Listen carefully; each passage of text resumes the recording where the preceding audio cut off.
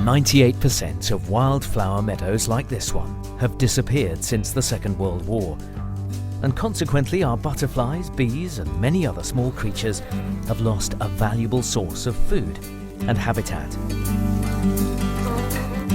If each one of us were to plant mini meadows in just 10% of our garden space, between us we would replace 10,000 hectares of wildflower habitat. It's not easy to start a wildflower meadow from seed.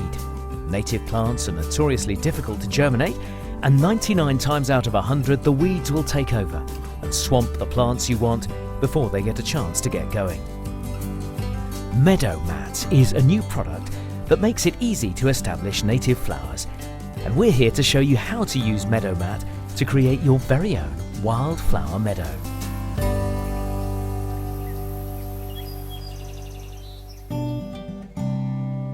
The first thing to do is find a nice sunny spot.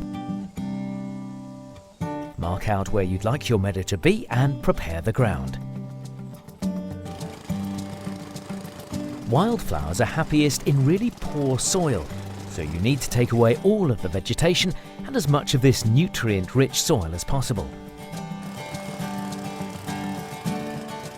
We've hired a turf cutting machine from our local tool hire shop, but you can just as easily use a garden spade.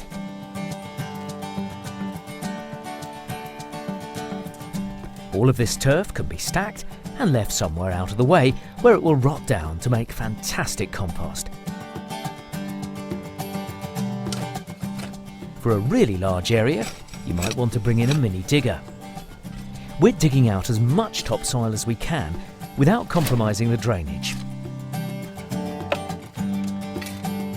If you're planning on digging really deep, find out first if there are any pipes or cables buried in the soil. The next job is to get the ground ready for all those plant roots to settle into.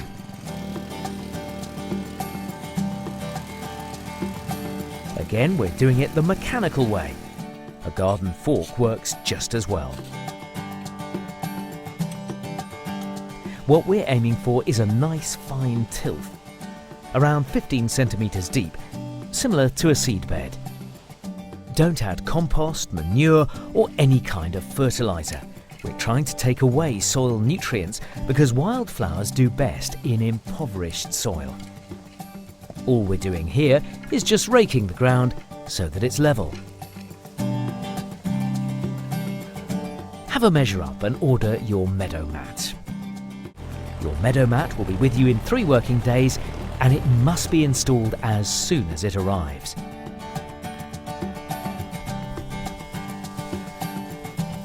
The MeadowMat rolls are quite heavy, so we recommend that you get some help with the installation.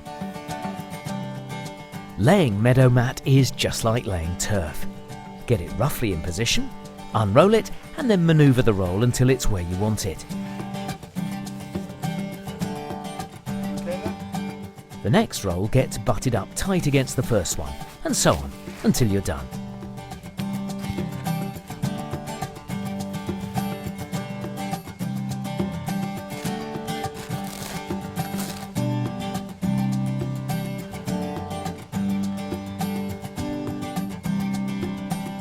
It's always best to avoid stepping on freshly laid MeadowMat, so work backwards. Freshly unrolled MeadowMat might look a bit squashed, but don't worry, it will soon recover.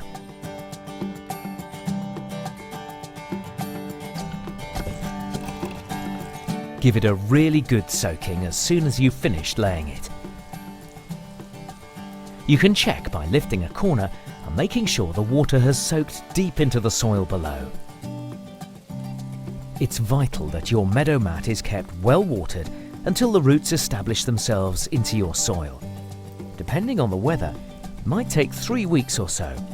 If you can tug on the grass and not lift the whole mat, then it's okay to gradually reduce the amount of watering over time until your wildflower meadow is completely self-sufficient.